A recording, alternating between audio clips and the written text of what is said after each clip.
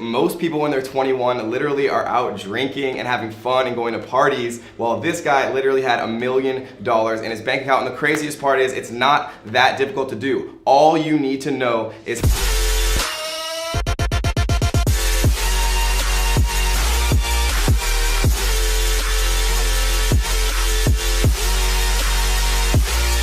Alright, what is up guys? Welcome back for another exciting video. We have a very special guest, Dan DeSilva, the man himself. Some of you have probably heard about him. He has a very successful YouTube channel, Shopify stores, all types of e-commerce knowledge. He's also created some successful e-commerce apps and lots of different things. So today we're going to go through a step-by-step kind of tutorial about how Dan became a millionaire by the age of 21, which is crazy to me because when I was 21, I was still in college, wasting my time, wasting my life, and really having absolutely no idea what was going on. So Dan, welcome to the channel. Why don't you give the people who don't know you, if they don't, a little kind of like background. How did you actually get started? What was your first kind of foray into entrepreneurship? And then we'll get into the step-by-step about how Dan was able to become a millionaire at such an early age. Cool, so first off, thanks for having me on the channel. Of course. Second, how I got started. Okay, I'm gonna make this a very short story. I know, I owed my parents a lot of money. Long story short is I owed my parents a lot of money for a lawyer because I got into a little bit of trouble. And I had to figure out a way to pay them back. Now here's the thing, I dropped out of high school. I didn't have any degrees, I didn't go to college, I literally didn't even have a high school diploma. So I needed to figure out a way to pay them back, and the only thing I knew how to do was navigate the internet at this time. Yeah. And so I ended up going and browsing a bunch of forums. I ended up on like Black Hat forums, on like Warrior forum at the time, just so many different forums, so many different blogs. And then I ended up finding multiple different ways that I could make money online. And then one way that really stood out to me was drop shipping. I was like, okay, this is a pretty interesting thing. And Ali Group was like a new thing that came around, or it's probably been around, but to me it was a new thing. Yeah. And I ended up realizing that there was Alibaba and AliExpress, and one was for a lot of products, one was just for one-off products.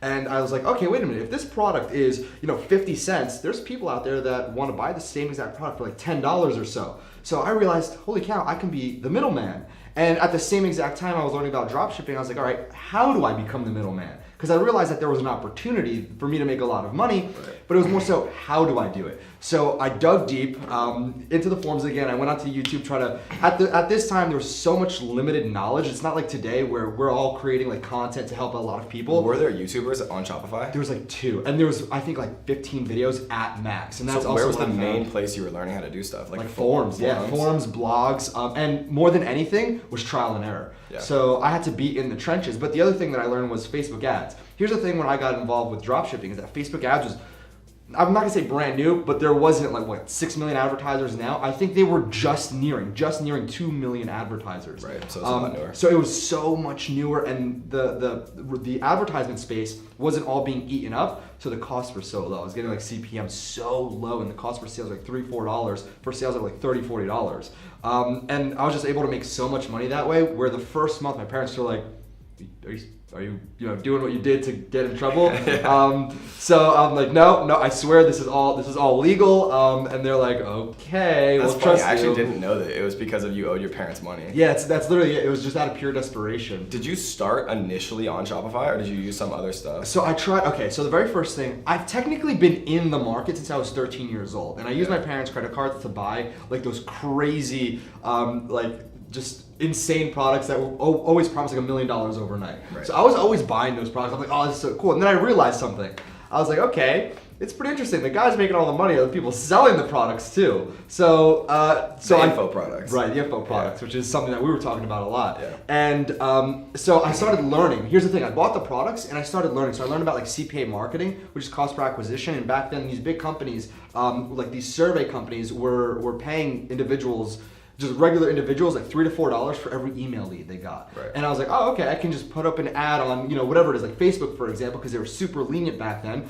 And I can just go ahead and pay like 20 cents a click. And if the conversion rates were like 40, 50% on just an email opt-in, for every 100 clicks, the math always worked out that I was profitable. Right. I was like, okay, so that's how I started off. And then I realized it was very hard to scale. It was super, super hard to scale. Super hard. I was like, all right, and that's where dropshipping came in. And this was at like 15 years old was when I figured out CPA marketing. And then I just left because the money wasn't like, wow, that's incredible money. And then 19 years old, 18, 19 years old is when I got into a lot of trouble, and that's when I learned about dropshipping and really went hardcore into it. I had a friend in Tampa, and he released like a course around dropshipping, and this was the same time I was learning. Is that Devin? Yeah, this is the same time I was learning about dropshipping too. And this other guy, Robert, he was doing crazy numbers with the same model that I was learning about. And it's just insane how it all happened at one time. It was like perfect timing where all this came out. And since I was great friends with Devin at the time, I got the course and I learned so much and then applied it. And then through all these years, just been perfecting what I know. And there's a couple things that are important here, right? Like, first of all, what you said, that it was perfect timing. The only reason it was perfect timing, though, is because you were in it, right? You were in it, you were learning about it, you had friends doing it, you were doing it, right? Perfect timing only exists when you put yourself in a position to take advantage of it. So that's something that's very important when you're, if you're 13 years old, 15 years old, 17, 18, it doesn't matter. Like, if you're young, if you're older, you have to be in the situation to take advantage of these perfect timings, right? And if you're not, there's no way you can possibly like win the, theoretical race. You have to be in the race to be able to place in the race. Absolutely. If I wasn't actively looking for dropshipping, I would have never placed myself in those situations to be perfectly set up to learn.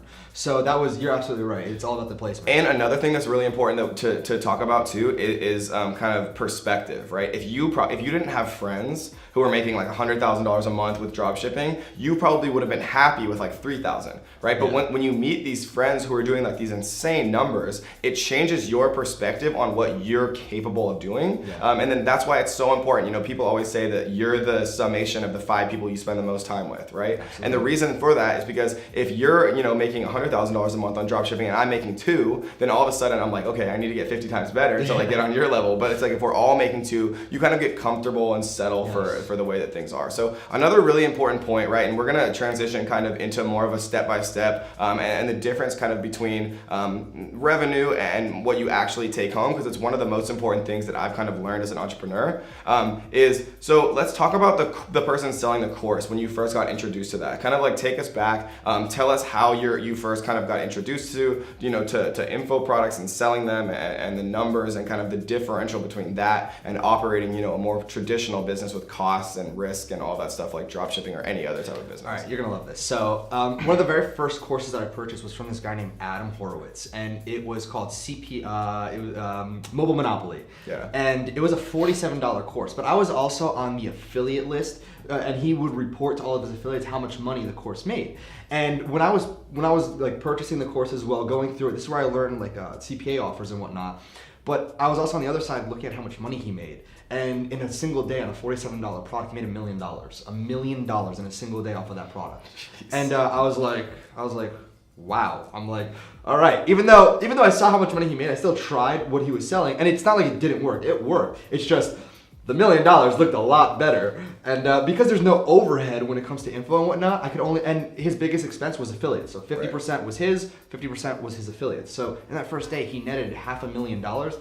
And I'm over here like doing $200-300 a day. I'm like, like, okay, this is interesting, which brings a great point. You mentioned profit versus revenue. Right. Now, there's something in the dropshipping space that a lot of people some people get it, okay? But others are very oblivious to it. It's when you see those Shopify screenshots or those WooCommerce screenshots. In any space, like Amazon.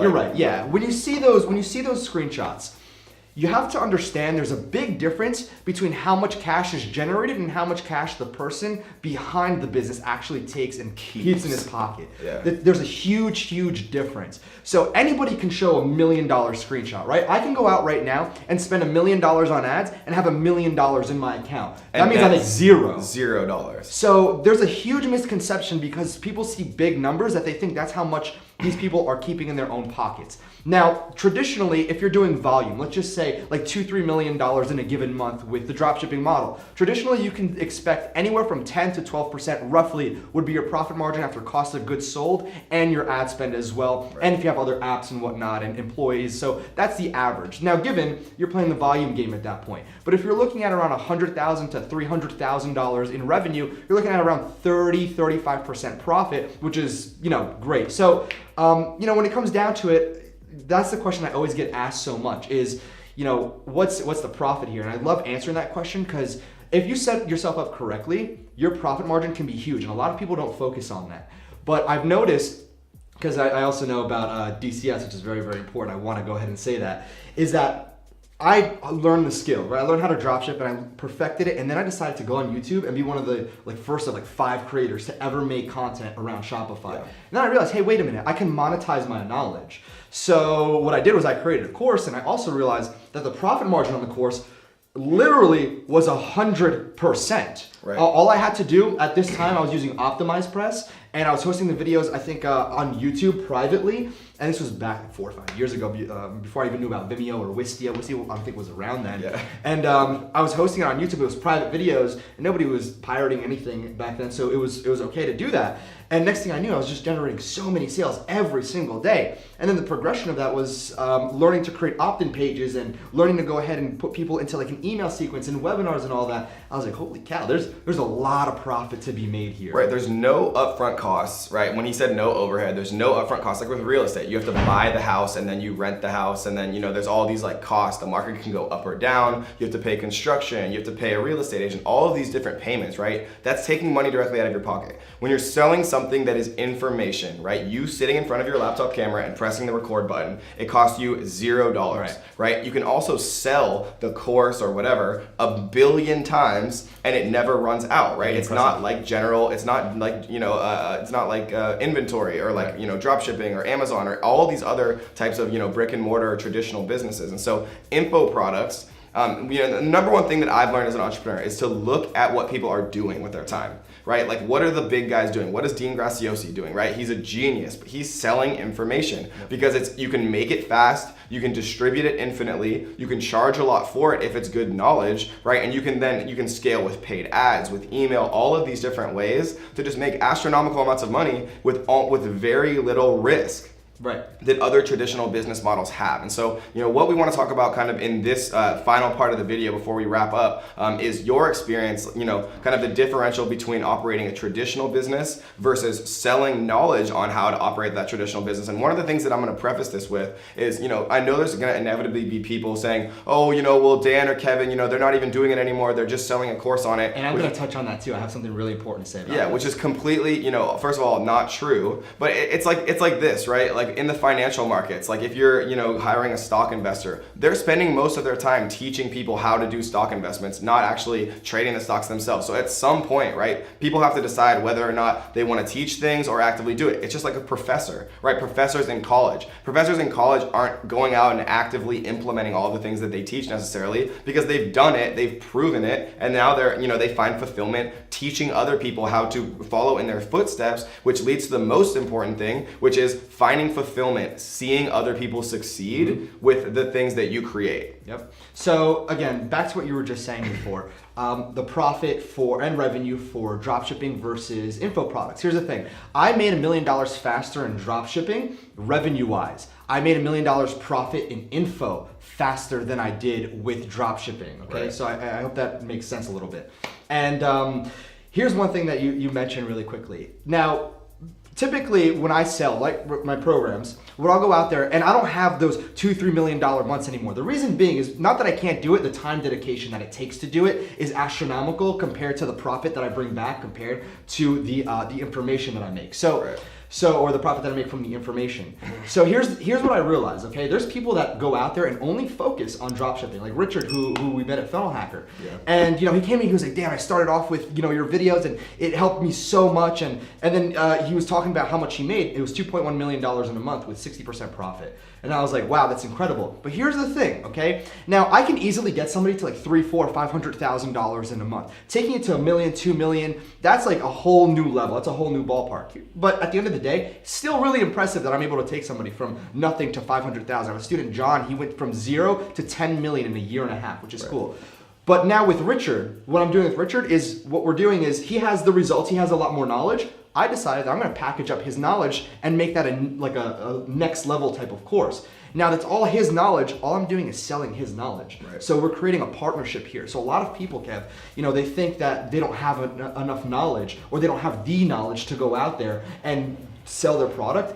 What nobody realizes is that somebody does. And what they're really good at, like Richard's really good at dropshipping. He learned how to perfect that, right? He started off learning from somebody and then he perfected it. Now what I'm able to do is, and what he focuses on is that I can focus on selling it. exactly what he's doing, and that's where the partnership will really stem from. Yeah, and you know, one of the cool things that Russell Brunson mentioned at the ClickFunnels event we were just at a few days ago was, you know, you can make an info product very quickly and pretty easily. Oh, yeah. Right? Like you can literally, it's all about curating information. You can transcribe podcasts, Yep. right? You can take books in the public domain and repackage it into like videos that can help people. Yep. You know, you can even in an interview like this, I've bought like bonuses, or I bought something in bonuses to that particular product was just a bunch of interviews, and they could have sold that standalone. So go out and find people who are, you know, killing it in the dropshipping space or Amazon space or making money online in any situation, or go and interview real estate investors, right? And you can reach these people. It might not seem like you can, but you can. They all have social media. They have emails on their contact page, right? Be relentless. Go out and interview 3 people, package it into, you know, 3 hour-long interviews and sell it for $47. That is seriously so easy to do. And the biggest thing that I could possibly tell you guys is you get good at what you do. Whether you're working at McDonald's for 80 hours a week, you'll get really good at making hamburgers at McDonald's. Or if you're creating info products and learning email marketing and ManyChat and YouTube and all these ultra high value skills, you'll get good at doing that. And so thank you for coming on, Dan. We're gonna have a couple more videos where we're gonna feature Dan, talk more about, you know, what he is passionate about, talk about info products, talk about how to actually, you know, become a millionaire from scratch, because the internet has ultimately leveled the playing field in a way that's never really existed in history, right? People like Dan from their room or from their basement or wherever they are with a laptop can become a millionaire by age 21. That did not exist even just like a few decades ago. That was not possible to do. Even 1 decade ago, I don't know if that was possible, right? Previously, the only way to become a millionaire was with franchises or real estate or winning the lottery. Now, or being born into it. Or being born into money, right? But now the internet has leveled the playing field to be able to actually create these things completely from scratch. So if you guys are interested, check out in the description, we're gonna have a free resource about how to create your own info product. And if you guys wanna learn the 10 skills that millionaires need to master beyond this, then go ahead and check out this video right here where we're gonna be breaking down the 10 skills that millionaires master. And again, Dan, thanks for coming on, and we'll see you on the next one. One of the many things that I've learned in my entrepreneurial journey is that anyone can become a millionaire if they dedicate themselves to learning the skills that millionaires master. I know a lot of people that work extremely hard for 30